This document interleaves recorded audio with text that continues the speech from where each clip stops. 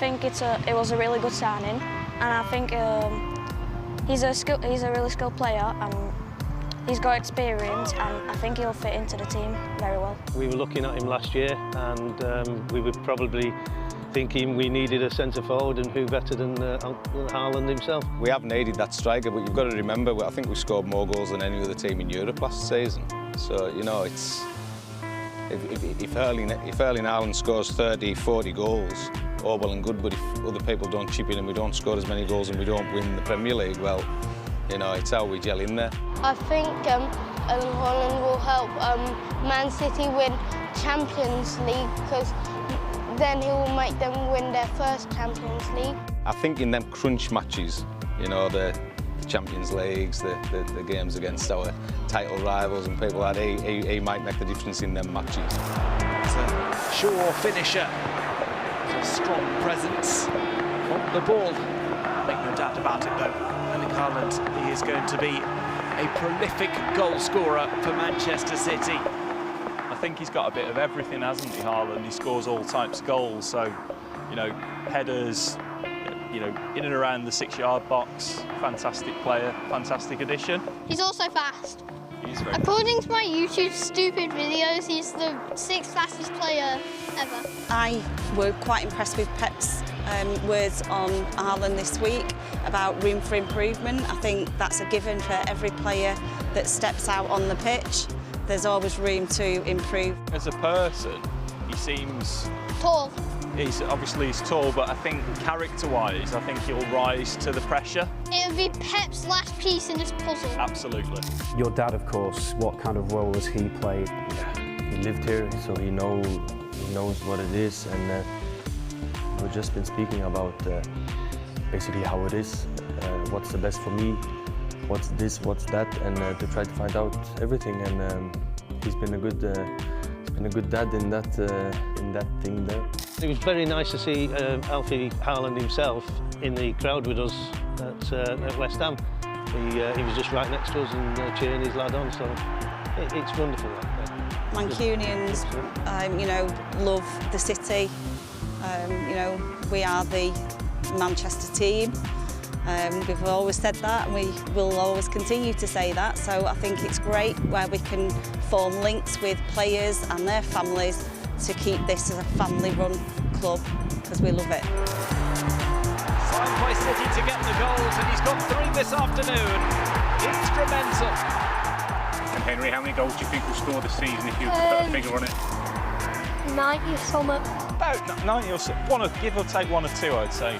George, what would you put a figure on per goal? He's going to beat the record for the most goals in the season, which is 92 goals. He's going to get 93. If he bags 20, let's be honest, we're going to score 120 goals, because the rest of us are scoring the 100 year in, year out. So bring it on. Yeah, I'm going to go for about 30 goals. Greedy. 5. 19. I'm going to go for 30. 30 goals? I think he'll get more than that. I reckon he'll get 35. Probably over 145. Premier League top scorer. Well, yeah. Premier League champion. Winners' medal. Yeah. Champions League winners' medal. Maybe. Yeah. We'll see how that goes. We'll see. Welcome to Matchday Live as City take on Aston Villa. Now, we have an incredible record against Villa. We've won 14 of our last 16 Premier League games, drawing 1 and losing only 1. And that defeat goes all the way back to September 2013. Also, against no side have City won more Premier League games than they have against Villa, while only against Newcastle have we scored more goals than we have against Villa as well. So an incredible record we have. Thank you so much for joining us on today's Matchday Live. I'm Natalie Pike, and I'll be guiding you through today's show as we take on Aston Villa in a 5:30 kickoff. Now, joining me in the studio, the absolute two perfect guests for today's show. Between them, they have played more than 225 times for Villa and more than 200 times for City. And it is David James and Darius Vassell. Good evening, good afternoon, gents. We'll look forward to chatting in a minute, but we're going to go straight to the all-important team news for today. So, City's starting 11 for today. You can see a couple of changes there from the team that beat Nottingham Forest in the week. So, in goal it is Ederson, and then it is Walker, Diaz, Stones and Cancelo. De Bruyne comes back into the team. Rodri, Gundogan, Silva, Haaland and Foden. On your bench today, it is Ortega, Ake, Grealish, Alvarez, Gomez, Mahrez, Palmer, Lewis and Wilson Esbrand. So that is your Manchester City starting 11 and subs bench for today's game against Aston Villa. So a proper welcome now. David, Darius, thank you for joining us today. Obviously, it's two of your old teams take on each other, but I'm happy to see you both sat in your City gear today. First of all, David, the starting 11 for today. I think there is going to be many happy people all around the world to see that Erling Haaland starts again today. Yes, good day to you wherever you are around the world watching. I'm one of the happiest because Kevin De Bruyne is in the team for my fantasy football, but we'll talk about it another time.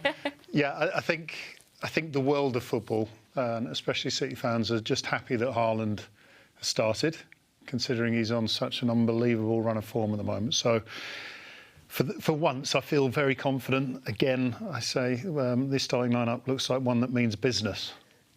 We're going to have a good old chat about Erling Haaland a little bit later. Yeah. We're going to read. It's just an excuse to rewatch the hat-trick from Forest, really. And we're also going to have a good chat about Julian Alvarez as well, who obviously got 2 goals against Forest. Now, Julian Alvarez has dropped to the bench today, Darius. Do you think this is just... I mean, I thought he was absolutely phenomenal against Nottingham Forest, and we will go on to have a good chat about that. Do you think this is just a case of rotation? Because obviously we have the Champions League game midweek, then we have the Tottenham game next weekend. Yeah, certainly, I believe so. I think we've seen it before with Pep, certainly last season, since he's been at City. He's not afraid to rotate his team to get the best out of them. And as you said, looking at the lineup anyway, I don't see any reason to be disappointed. And I'm sure Alvarez will be itching to get on the pitch, obviously, to reproduce the form that he's been doing so far. And we'll all be delighted to see him should he come on at any point. Now, we're going to have a look at the defence because John Stone is hitting a huge milestone today for the club, David. So this is going to be his 200th appearance for City today. We've got on the bench, Ake is back, which is great news because obviously he'd been injured. We know Laporte is still out. But in terms of that partnership there between Diaz and Stones and also Walker and Cancelo, which has been a fairly setback for a while now, are you happy with that defence? Yeah, I mean, when you mentioned Stones and Diaz, I think that's the defence. The other two are...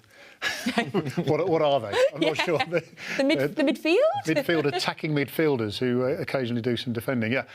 I mean, having watched most of the games, and obviously with the 3-3 with Newcastle, that was probably the most exposed City have been.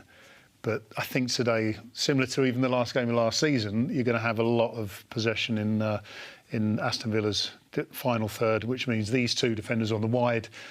Walker will probably be stood in front of KDB and in front of Haaland at some point. But, yeah, I mean, the defence, everything at the moment, I have to say, with that 3-3 included, what I've seen from City this season so far has been wonderful. Yeah. I love the big smile just as you but it has, I mean, sorry, because I was having a chat with you before. Arsenal have got 100% record, but I'm not hearing anyone suggest that Man City aren't going to be able to win the title, and that is some going. Yeah, I think at the minute it's just a real joy to watch City. I mean, every game that we've had so far this season has just been a joy to watch, Darius, hasn't it? The way we play football, it just... If it could possibly get any better than it has, it appears to have got better this year. Yeah, I think it has. I would agree with that. They're playing with the freedom, and you can do when you've got, obviously, the likes of Haaland up there, you know, on tremendous form. It frees all the other players up, and they look like they're playing that way. And similar to what David said, they don't have to do a lot of defending. And imagine going out onto the pitch knowing that we don't have to defend that much. We can go out and play. I think that's how they are at the moment. They will have to stay concentrated, though. I think Villa did, you know, stifle them a little bit at the end of last season. It took a while for City to get a breakthrough, so they will have to stay concentrated, certainly on counter-attacks. But other than that, we look forward to watching them now, and long may that continue season. Absolutely. Now, talking about that game at the end of last season, obviously the man that stepped up to get that winning goal is, of course, Ilkay G'undogan. He's captain this season. He starts today. He's got a phenomenal record against Aston Villa. David. Are we there now, Vassell? He's got a phenomenal record. He scored 4 in his last 6 against Villa. So he starts today. What do you make of his season so far? Yeah, I mean, it's difficult without mentioning Haaland to sort of pinpoint one player as having an exceptional season. I think it's just been, with 5 games gone, it's been exceptional from every department. And with Gundogan being captain, I think that's a testament to how Pep and the rest of the team think of him, or what they think of him. And I just remember, I was talking to Dee just out there, the last game of last season, when Kevin De Bruyne is telling everyone to slow the game down at 2-2.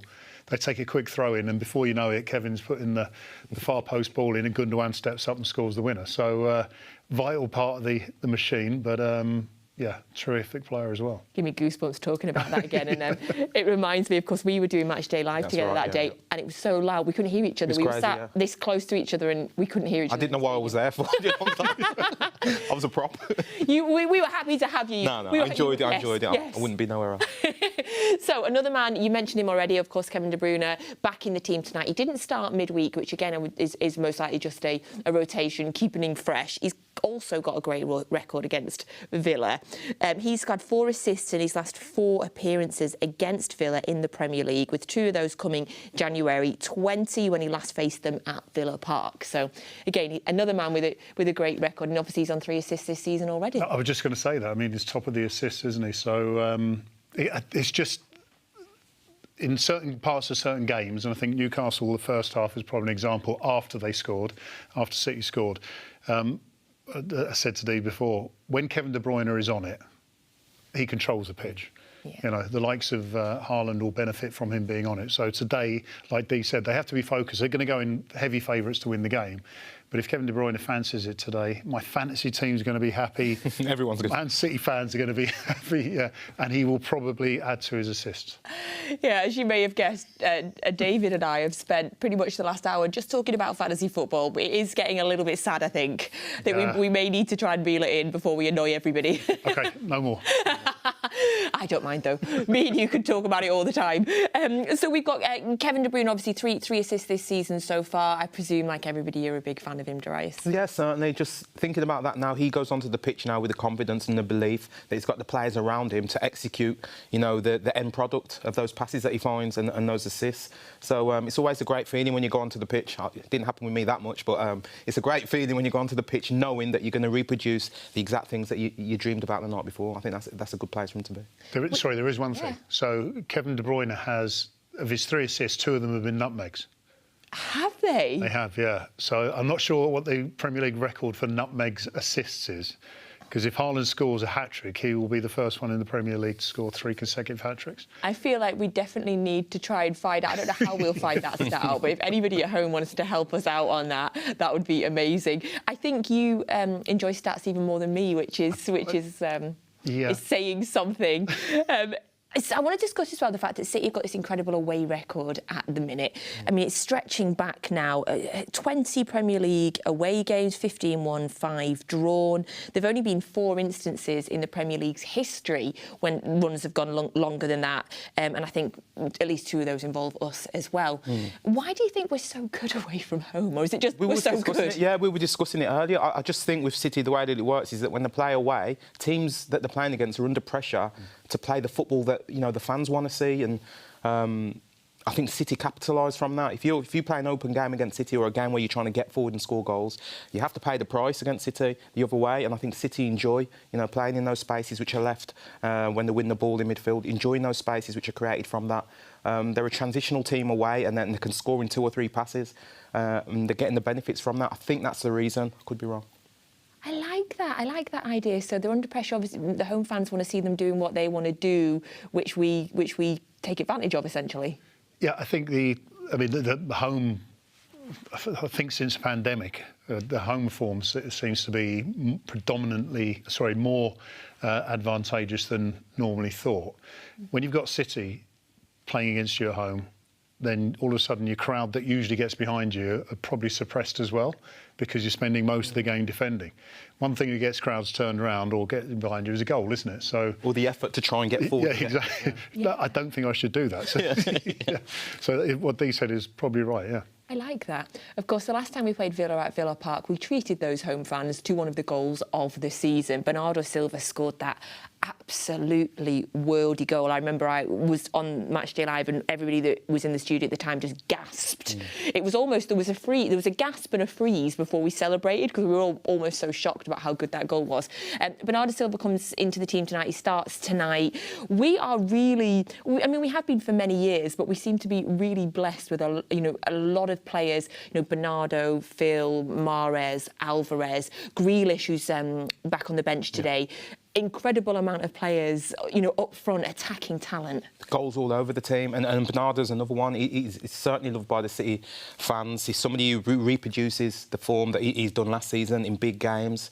And obviously, with him being back in the team today, you look at the team, you just think this goal could come from anywhere. If I was a betting man, it'd be very hard to pick somebody. Obviously, you'd want to go with Haaland, but you're probably not going to win that much. I sound like a betting man. But yeah. Now, David, I know you like to assess Pep's body language sometimes. So do you want to tell us what you're seeing here? What I did see while you opened the show was Pep in the corner of my eye doing his pre-match interview. OK. He was focused. And what does that tell us? That tells me that Man City are focused, which means anything that you want positive to come out of this game should happen. I think he's excited. Oh, they're sitting on the bench. Was that his excited face? I think so, yeah. I think he needs a toilet. He feels awkward. You know what I mean? He's got stuff to do.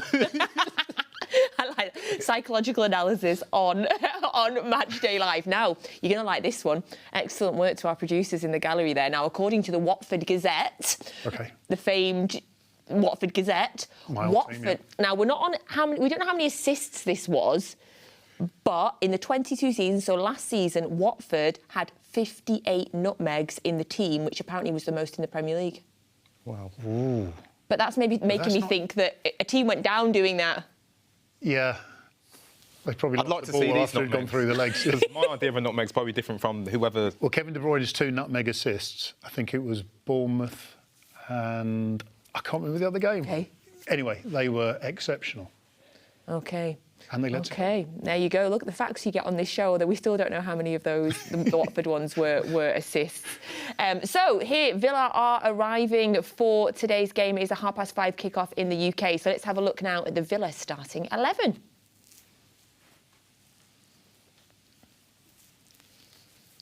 OK, so in goal it is Martinez, and then it is Cash, Konsa, Mings, Luis, McGinn, who is captain, Watkins, Digne, Bailey, Kamara and Olsen. And then on the subs bench for Villa today, Danny Ings, Buendia, Chambers, Augustinson, Young, Bednarek, Coutinho and Archer. So that is your Villa starting 11 and bench for today's game. So, gents, my first thing that I'm sort of jumping out at me there is that Coutinho is on the bench, although he didn't start in their midweek game either. But what do you make of that?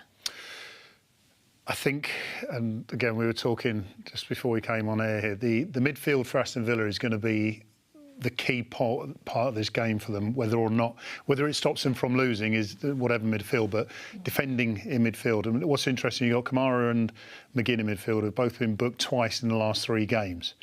And Stevie, somewhere down the line, has to be saying we can't afford to keep this going because we're going to lose you through bookings.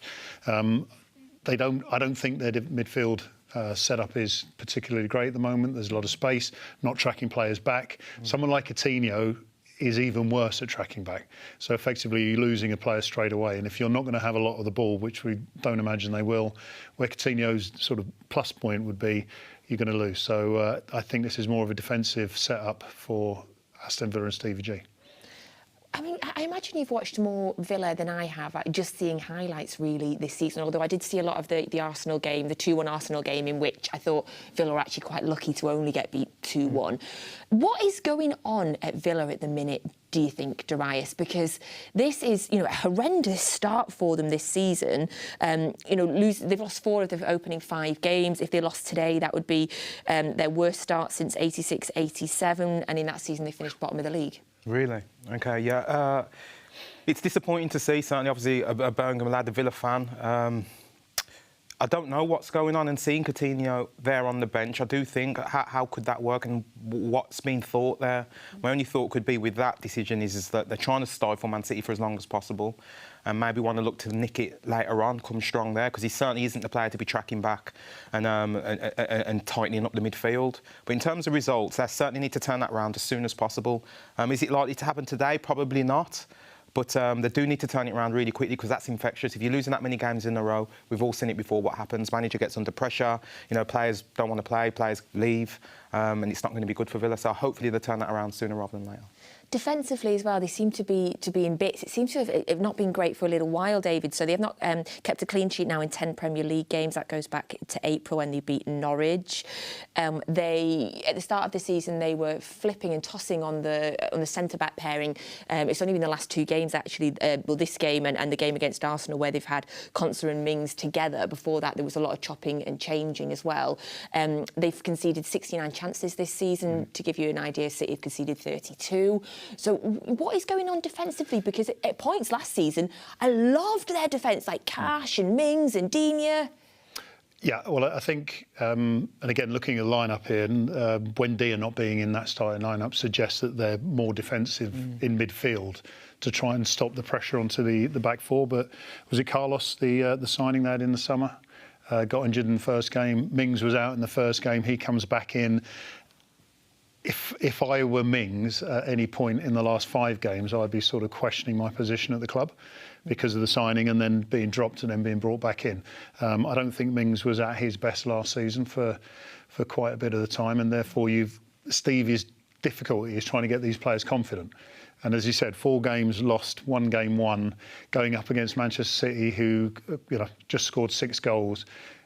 It's a difficult job to get people confident going into that. So I think, again, the personnel choices are more about first of all, let's not lose. Limit the damage. But if we're not going to win and not going to lose, then, not drawing, then we don't lose by too many. Well, you mentioned Mings there, and the people that they've brought in towards the end of the deadline day. They obviously brought in Dendoncker from Wolves, another defender. So is Gerrard he's trying to do something about it, or would you agree with David? Do you think Mings should be questioning his? A bit of both. I'd say as a player, you see all of this going on. So you're bringing in a defender. What's the manager really telling us? What does he think about us? Does he have confidence in us? He bring in players, and then, as you said with Mings, it turns out you end up playing anyway. So you start the game or you play the game knowing that the manager doesn't have belief in you. It's infectious, isn't it? And the whole team look at each other and start to think, Yeah, it's a tricky situation because when you look at Man City, every player in this team knows that Man City have the pulling power to bring in the likes of Haaland. So you have to perform at your best knowing that something better might be taking your place. When you're at Aston Villa or a team in the position that they were in last season, there's a comfort zone there because you're not challenging for titles, you're looking to just get a little bit of improvement. If the manager's talking about defenders, bringing one in who gets injured, then bringing another one in on transfer deadline, all of a sudden those defenders are thinking, am I going to be playing next week? What's my motivation? Yeah. It's a test of character. I guess a bit of a brighter light perhaps for them is that Leon Bailey seems to have had a decent start. There we go, we got a smile. No, so, definitely, yes, that is a great thing because when times are like this at a football club, the youth get the chance to come through and to shine, and that's important because these matches, even if they're not winning and even if they're not successful, they all add to his experience, and he is a good player, and he's a player that Villa will look to, come to the forefront in the future, and all of this is going to add character and experience to him. So that's well done for that. So what do you imagine Villa's game plan is today? I think stifle it out for as long as possible, limit the damage, nick something in a similar fashion that they tried to do at City towards the end of last season, but hold on to it this time. I think that looking at the lineup, as you said, with the attacking players or the attack-minded players on the bench, it has to point to that. I don't see where Villa are going to put pressure on Man City for a long period of the game. I think it'll be City, pressuring Villa for the majority and obviously, trying to capitalise on goal-scoring opportunities. Louise? Or hope that Man City think they've already won the game. Yeah, I feel like we're past that now. I feel like we've definitely done that in the past. But now, this season, I don't think we've got that in our locker. I believe you, but I'm just if I'm in that Villa change room right now, then I'm thinking, right, I just hope they think they won the game. Pep wouldn't allow that now, would he? Because I think there has been times where that could have happened in the past. Yeah. And Pep, being the manager that he is, I think he'd cut that right. That might be why he looks so nervous on the bench. You might be thinking. I like it. Because you said you needed the toilet. And of course, Douglas Luiz is in the Villa team, apparently very heavily linked with Arsenal during the transfer window. But they've kept hold of him, which will be obviously good for Villa as well. OK, so as always, if you would like to ask our guests some questions, please use our WhatsApp number. It's on your screen now. The last couple of games, we've had some brilliant questions. I do like it when you think of like unusual things I wouldn't ask, or things that taxes them. David James likes to be taxed. Ask him something statty. So get your questions in on WhatsApp and I'll get through as many of them as I can a little bit later on. Just an early reminder as well to listen to today's game. Get yourself downloaded the official Manchester City app where you'll get the commentary from Alistair Mann, and you can also get that commentary on Recast, and then you can watch the full game back at midnight on City Plus and on Recast as well. So now it's time for one of our infamous games. Gents, I do love it when we drop a game on our guests without sort of giving you any indication of what this game might be. So it's a new one today.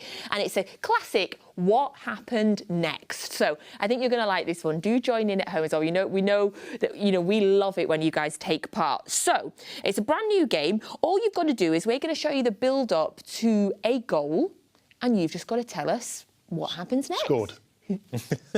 Yes, you're right. You are right. Yes, he gets it right. Have a look at this, everyone.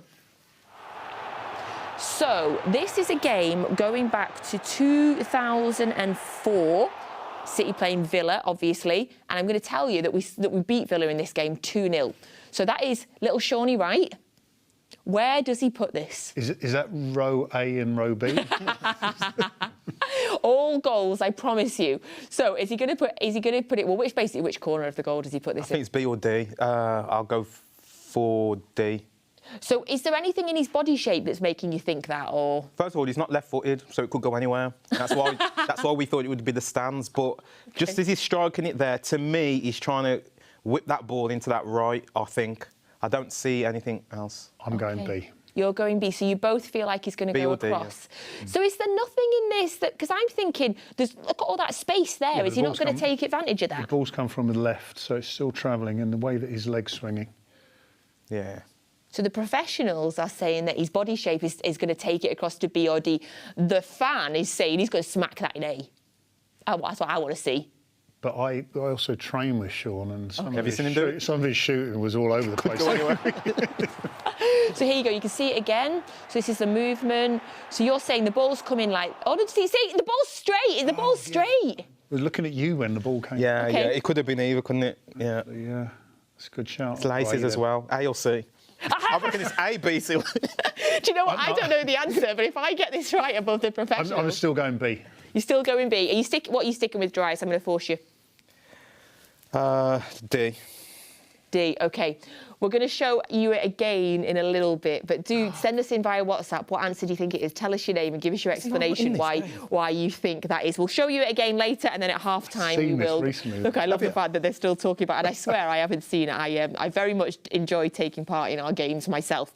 Right, something else that I very much enjoy is when we score goals, and we scored a lot of goals in midweek. Obviously, Erling Haaland and Julian Alvarez getting the 5 goals between them. And so I just want to watch them again and talk about them, as I'm sure you're all very happy to do. So first of all, we're going to have a look back at Erling Haaland's second hat-trick of the season.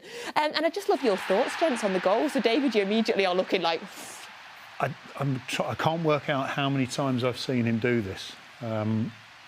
And I think this is what you don't really sort of take notice of too often, is the strength that he uses to hold players off, to find the position to shoot. And even the goal we were talking about before, Crystal Palace, you know, the first contact with the defender and his strength to hold the defender off. In the end, it becomes an easy tap-in. But without that strength, the defender's able to get across him. He's got his shirt being pulled and everything, and just tells you how good Man City shirts are, that they don't rip.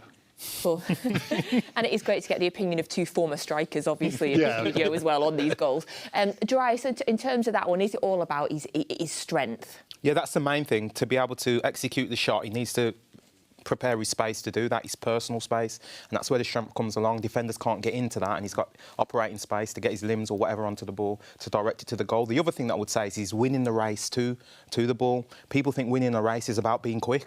It's not always about being quick. It's about seeing a space there, kidding the defender that you're going to go for it, and then timing it and getting there at the right time. Obviously, that near post area that we just seen him attack there, he's probably pulled away or not thought about going there first, and then as the ball's gone there, won the race, got in there in front of the defender, held him off, as David said, and executed the finish. And the finish doesn't always look perfect or beautiful or whatever, but to people who played the game, it does. I do enjoy watching him when he's not got the ball as well, just for those kind of what he does off the ball. I find fascinating. Right, let's have a look at the second one. But he starts this move with the close down.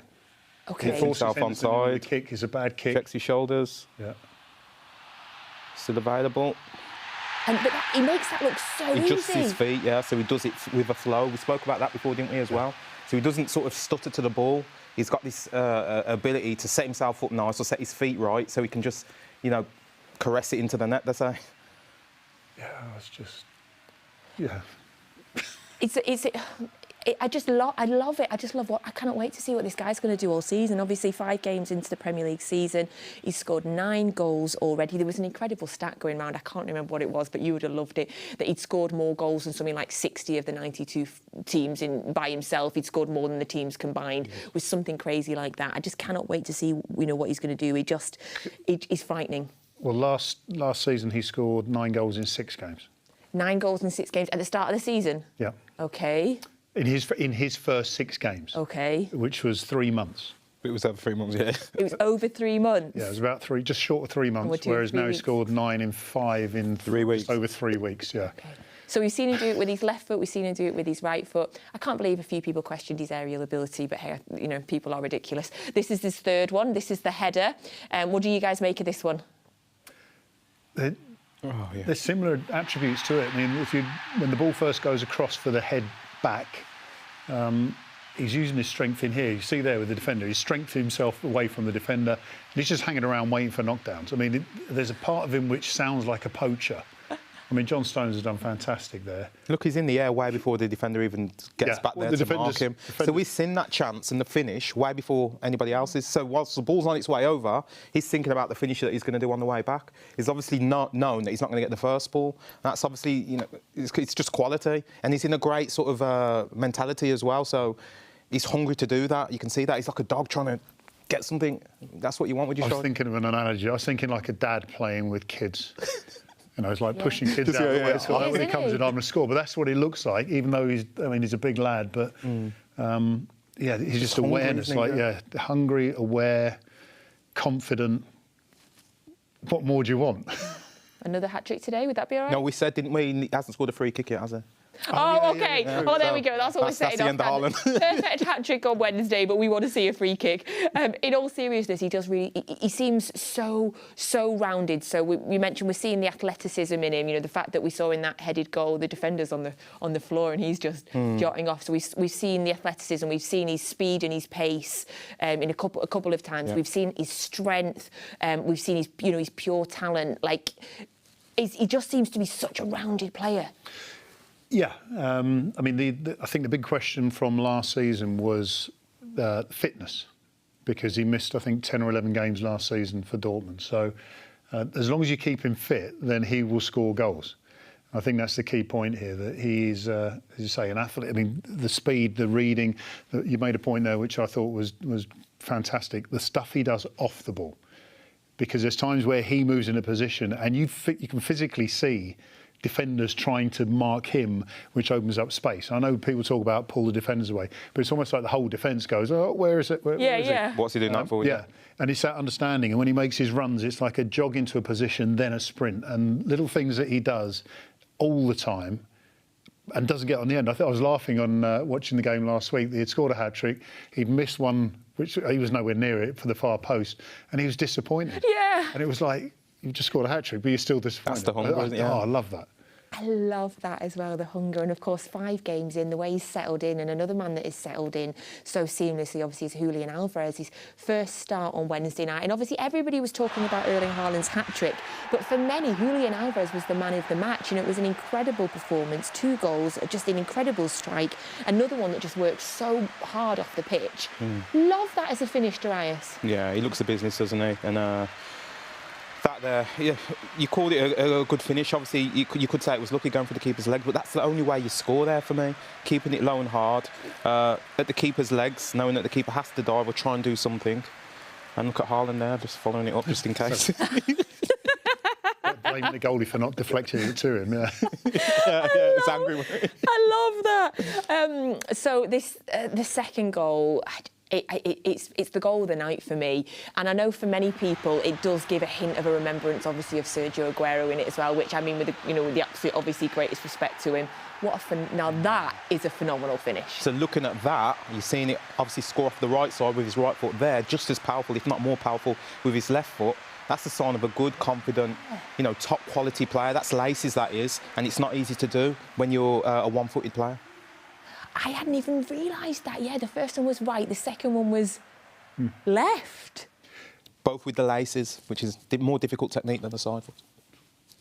Yeah, I've watched some footage on him before he played, just after City had signed him. And the one thing that I was with Kel, funny enough, watching some footage, and he'll shoot from distance. He will take a cheeky shot from somewhere. It'll be interesting to see if, when he gets on today at some point, or in future games, whether he still has that mentality, or whether Pep's gone, no, you're good at doing what you've just done. And looking at those 2 goals, that's the first thing I thought when I saw the second goal. I was like, You've got to know you can do that to try that there. Yeah. So he obviously knows his own ability there, and that's what you're seeing. He thinks he's scoring from wherever he shoots. Yeah, if you think Haaland's got confidence, I think this could be a challenge.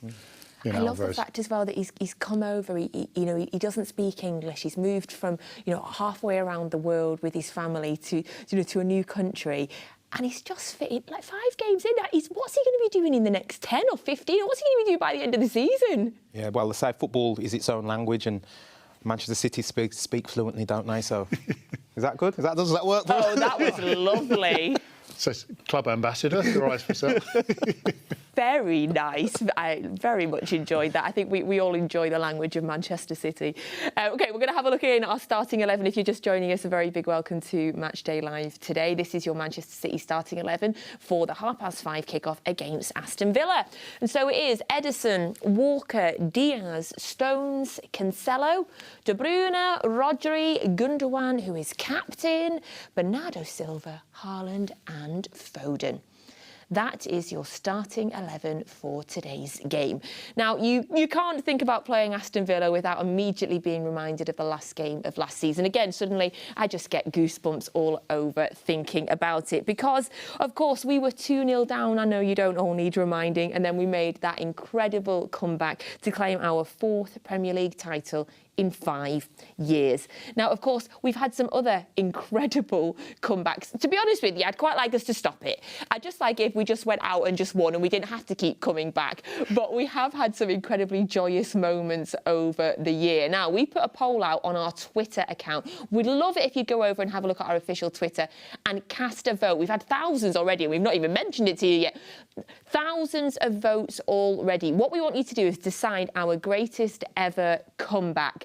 A little bit later on, we'll let you know how what the votes are doing, and also, of course, I'm going to get the opinion of our guests now. So I've got 4 comebacks to show you both that we'll have a little look at. Then we're going to ask you to do that difficult job of trying to put them in order. So this obviously is the end of last season. That obviously is Ilkay G'undogan, and here we go off on our comeback. So that made it 2-1. There's your man. There's Rodri making it 2-2. At this point, I think I was lying on the floor thinking I can't handle this again. And then here is the goal that claimed the Premier League again. What do you think? What's your immediate feelings again when you watch this back? I'm so glad that they didn't listen to Kevin De Bruyne on the throw-in. Literally, that started from the throw-in. And Kevin's like, slow down, calm down. It's like, nope, bang, bang, bang, bang. Fantastic. I was at the game, as you both were. Yep. And the one thing from that game, if I go back to it, was Zinchenko at 1-0 down, standing up in the dugout and going to the fans, come on, come on, come on. And then all of a sudden, from like, the City fans got behind the team again. But that just, he got on the pitch and he was probably the best player, wasn't he? Yeah, exactly, but it was a weird thing. At 2-0 down even, there was no sense that the game was lost. We always believe that we'll still win. Yeah. Always believe. Amazing. Always believe. And Zinchenko will always have a very strong place in all of our hearts, I'm sure. Right, the next one, you may be able to guess what we're going to be looking at now. Oh, that is David Silva. Oh, look at that, that's Edin Dzeko. So this is the QPR game, obviously going back to 2012. That is the equaliser, and we needed a goal to win the league. Mario Balotelli with his only assist of the season. And that is Sergio Aguero. I mean, how are you, looking back now, 10 years on, Darius, how are you rating that finish? The finish, it's not the finish, it's more the moment, isn't it? I can remember it in terms of they were going back and forth through the games, weren't they? Because it was really important. Yeah. And obviously he comes out with that and it was just pandemonium. Just nuts. That almost makes what the Premier League, what it's all about. Obviously you'll always go back to that and it's going to be in the hearts and minds of, I think, everybody. I don't know if that's been beat yet. It was close last season. Has it beat it, do you think? Well, you let me know what you think, and of course everybody at home let us know what you think. I've got 2 more for you. Now, I'll forgive you if you weren't at this game. I was at this game. This is 1999. This is the playoff final, Manchester City versus Gillingham. So we're in Division 2 at this point. This is a playoff final. Obviously, we need to win it to go up. Kevin Horlock scores, and he does like to remind everybody that it wasn't just Paul Dickoff that scored in this game. And then that is Paul Dickoff scoring to equalise it. We go into extra time and then we win on penalties. Also, Sean Goethe likes to remind us that he was involved there as well. I'm guessing you don't recall this game at the time because it was a second division playoff final. I remember it. Okay. I remember this. Oh, yeah. Is that Nicky? That is legend. Nicky Weaver. Yeah. Yes, I remember. I'm trying to work out what's the best celebration. Yeah. That one. That's probably, you don't see that often, do you, the goalkeeper one? And then he turns around and he goes. Yeah, that's probably better than Sergio Aguero's. Yeah.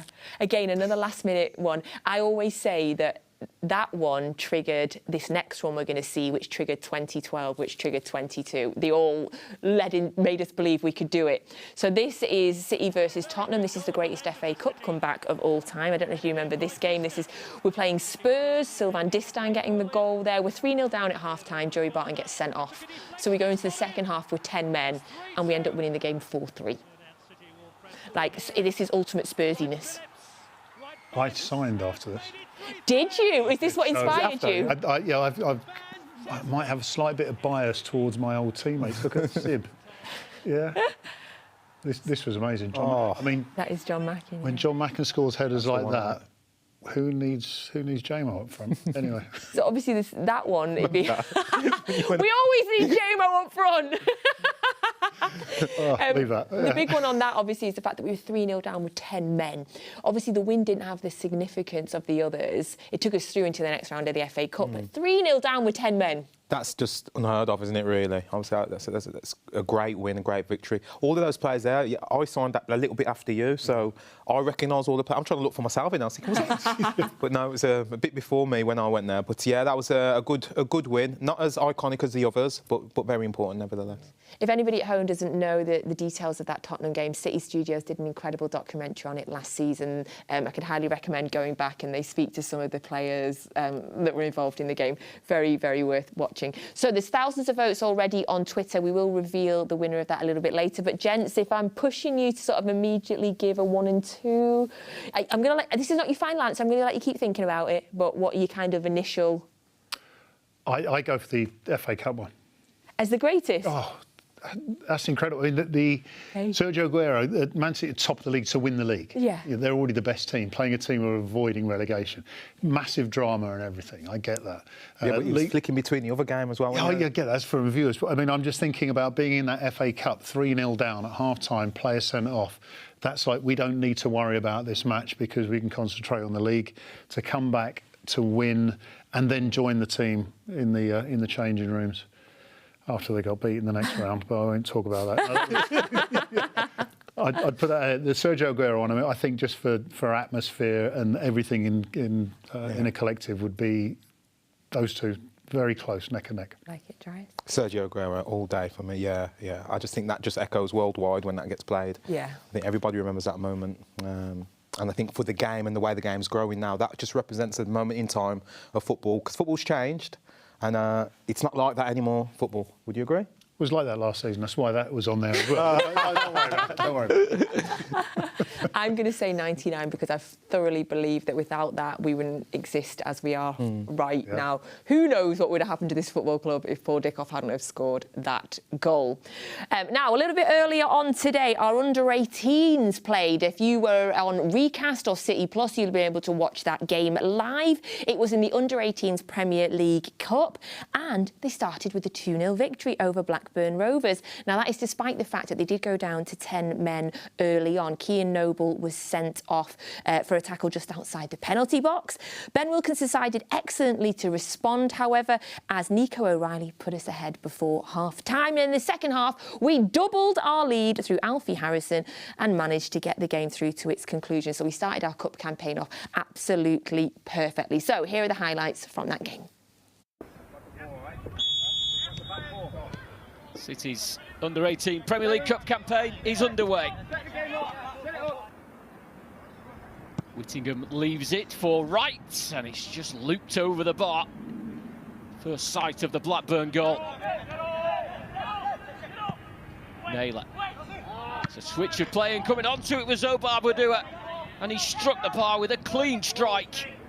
He thought that one was hitting the net. Keke. Noble could be caught out. Nsongo goes down. Free kick given. And the referee will show a red card on his debut to Kean Noble, denying Nsongo a golden opportunity. Cross from Pau. The lane partially cleared it. This is Taylor. And Brandon Taylor just wide. Blackburn looking to take advantage of City being down to 10 players.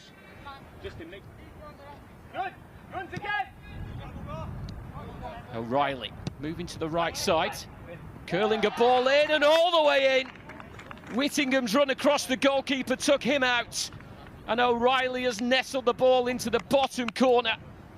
Finished last season with great goal-scoring form, and he gets his first of the season here. And he gives City the lead, 10-man City. O'Reilly. He's picked out Harrison. Harrison passes the ball into the corner. And on his first start for the under-18s, he gets his first goal. What a moment for Alfie Harrison. And for City, the lead is doubled. And it may just seal the 3 points in the first group game of the under-18 Premier League Cup. Header at the far post was Aitchen. And it's dropped wide. Farkas with the delivery. Blackburn just starting to ask questions. Murray Worrell. The ball, Aitchen is there again. And it's Doherty, and he's fired it over. Best chance Blackburn have had. And had they have scored here, it could have set up a grandstand finish. Whittingham. It's Harrison. It's a snapshot, an instinctive strike that's fell just wide. Looking for a double on his first start. Songu. Now Farkas. And it's Farkas. It's not far off. It's only just wide. Not sure Murray Jones was getting to that one. Blackburn continuing to create chances. Curry's cross cleared as far as Nsongo.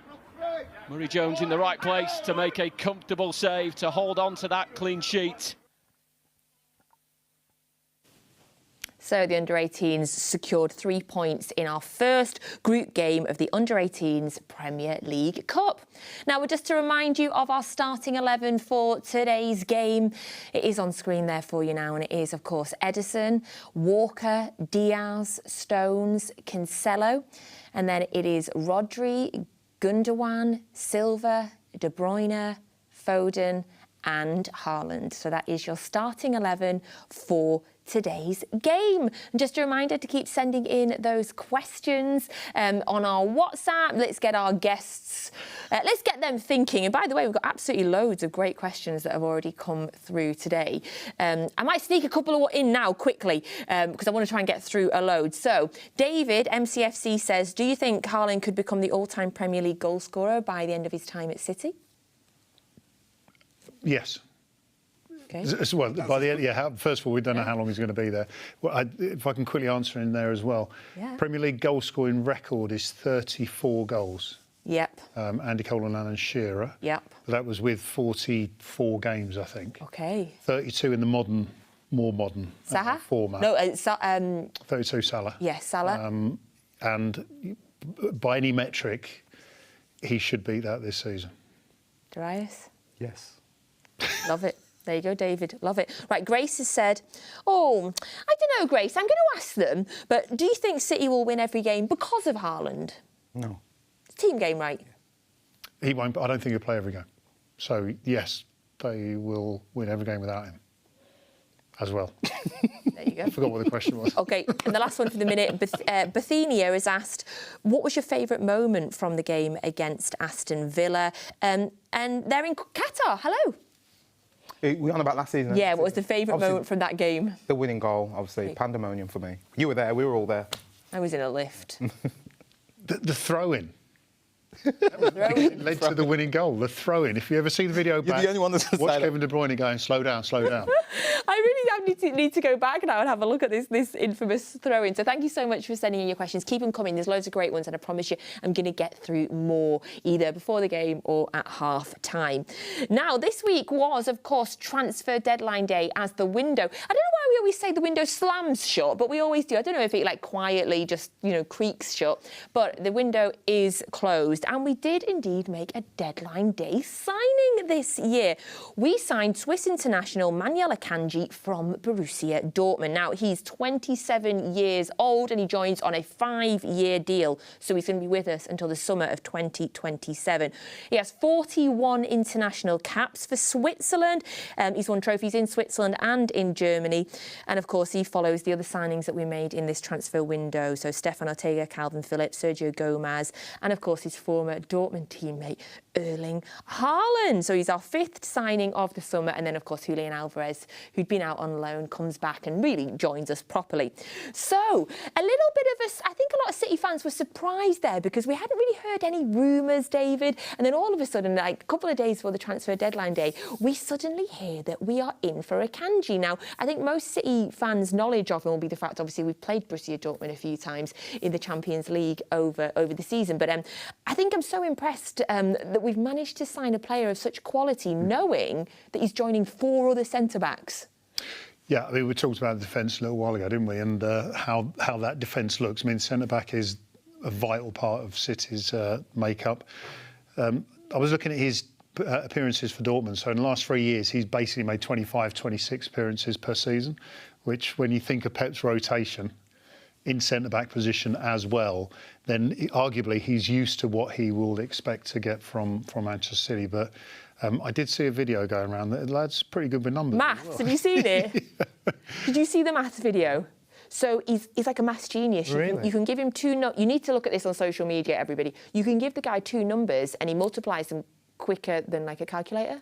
That's why I bought him. He's probably doing everyone's taxes. That's what it is. Yeah. But I guess being that intelligent, though, we have a lot of intelligent players in this team. It's almost like that it's partially a requisite to be able to develop and learn and play under Pep. Yeah, it makes sense, and he'll be comfortable around the company that he's now in the team with. I think it is a good signing. Looking at that, keeping the defenders on their toes is a good thing because City enjoy so much of the ball and we all know that. Defensively, they can become complacent at times and that's only natural and it's normal. And if you are going to catch City out, that's probably an angle that people would look at. But keeping a good quality defender there on the bench, defenders look and think, I better keep on my toes. He's there, he can easily come in and play for 6 or 7 games, so probably a good signing. So we know that he's intelligent. He's obviously one of the leaders in the Swiss national team as well. From what I've learned about him, he's really good in possession. He's got a great range of passing. Obviously, we've mentioned his intelligence, his leadership abilities. So he seems like a perfect Pep player. Absolutely. I mean, the intelligence bit, I mean, he's good at maths, whatever. I think from what I've seen of him talking, he seems like a very grounded individual, and you'd need to be grounded, obviously, coming into the City side. Again, looking at the appearances, the fact that he's not playing game in, game out for Dortmund, and therefore coming to City and not playing every week might be a problem. It looks like he's, as I say, he's used to that. It's just another exciting. I mean, the transfer window for City, they made a profit. That's something. It was almost like an oxymoron. Man City make a transfer window profit. It's been exceptional business. And I think exceptional bargains that we've had when you look at some of the crazy money. I think in terms of signing a defender, Darius, obviously we've got 4 central defenders. However, we saw at the end of last season when we were essentially playing with half a defender in Laporte, who was playing through an injury. We go into the start of the season with Laporte injured, and then Ake picks up a knock, and suddenly we're down to just 2 central defenders. And I know there was talk among City fans, or did we need to bolster that? My worry was, how did you bring somebody in that was the level that we would need, that was happy to be rotated, but to still have the international experience, the Champions League experience?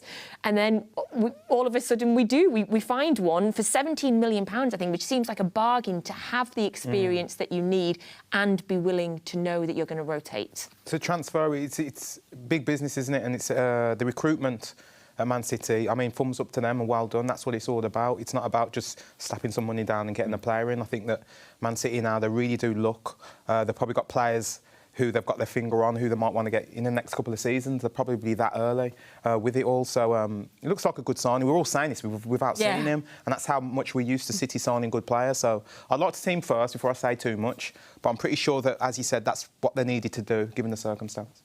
And he will have known Erling Haaland from Dortmund. And apparently I hear, you hear one of those things you hear on the rumour grapevine. Apparently they said to Haaland, what's he like? And Haaland said, yeah, definitely we should buy him. So that's what, the Twitter rumour mill was saying. But how beneficial is it to move to a club when you already, have a teammate that you already know? Yeah, I think I'm just imagining that Pep might have asked him a question on what's his temperament like. Whether he actually likes Haaland much, because I can imagine in training Haaland was bullying him. So maybe he said, how much did you get bullied by it? Whatever. But it's important when you come into a new country or playing or working in a new country for the first time, that you have some familiarity around you. And it's just been an exceptional transfer window. That's all I can say. Really? And 17 million, as you say, is a fair price. Yeah, I fully agree. A-star, well done, everybody involved.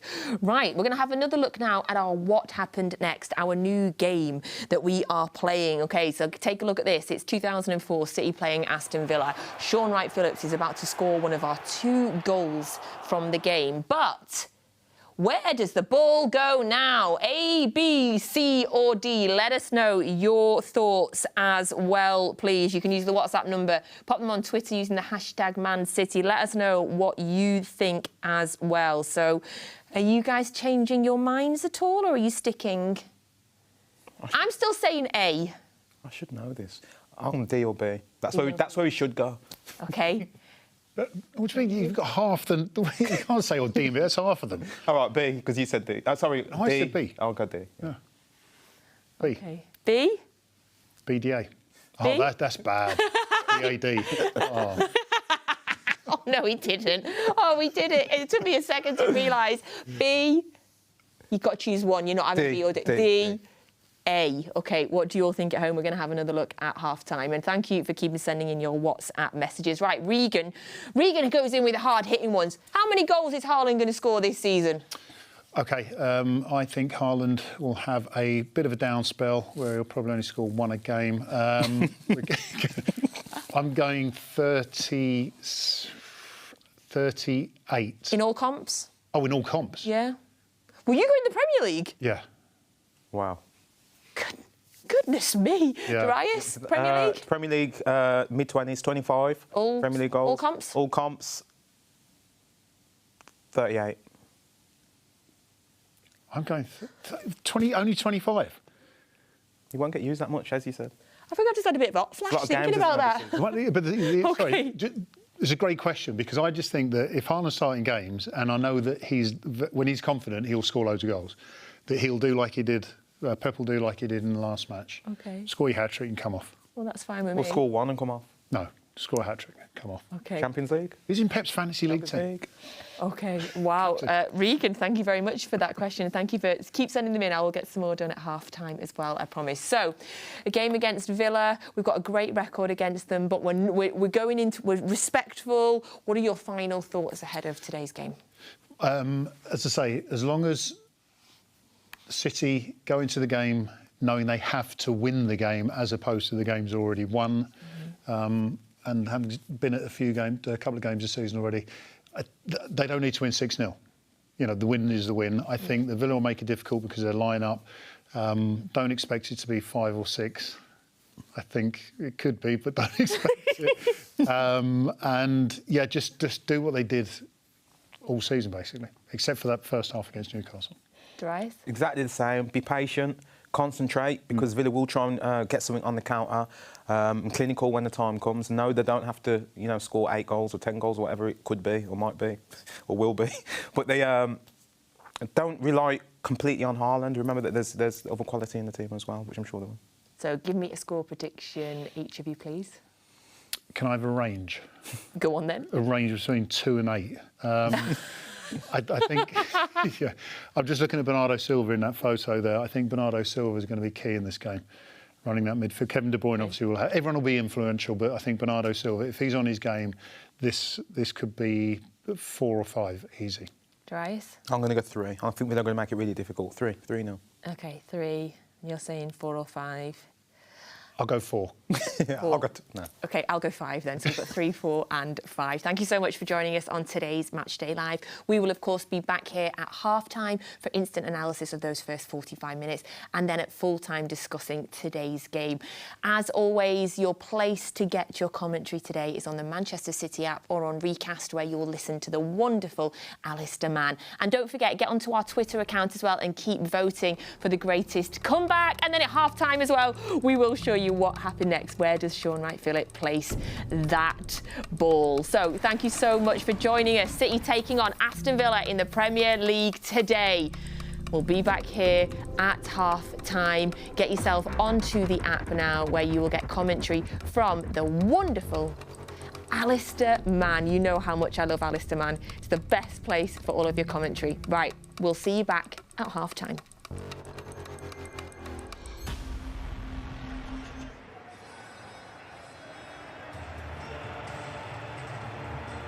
So, where were you the last time City faced Aston Villa? The chances are you remember everything about it. The memory's vivid, and indeed they're likely to be